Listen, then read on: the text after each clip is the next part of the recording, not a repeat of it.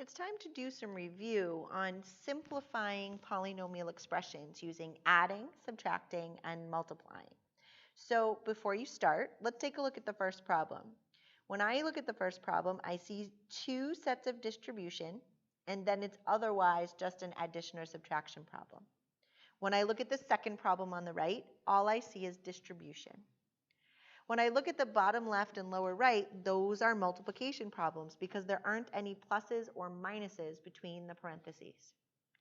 Pause the video, try all four problems, and then hit play when you're ready to check your work against mine.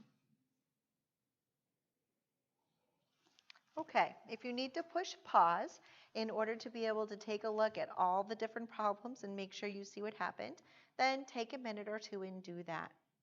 And then it's time to move on to some more factoring practice. Today we just have two problems to do. Let's take a look at the very first problem and see if there might be a GCF that we can factor out of everything.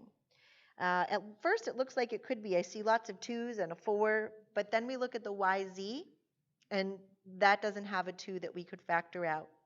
So it looks like this must be a factor by grouping problem where we need to start by putting the first two and the last two problems into parentheses and then follow the process from there. Push pause and try the process on your own and then push play when you're ready to compare your work to mine. Take a moment to look at my work and compare it to your work. If you're stuck, go back and walk through the steps. Let's take a look at the last problem. This is your more traditional quadratic trinomial where we need to split the middle term.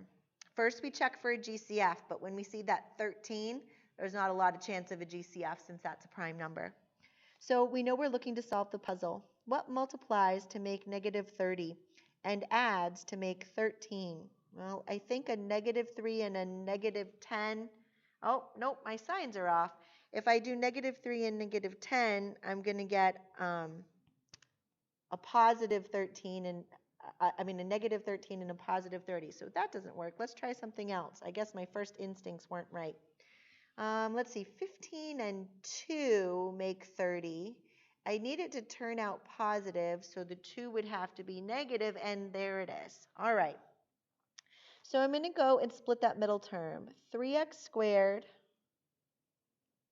plus 15x minus 2x minus 10. And we're going to go in and make that the sum of two binomials like we've done so many times before.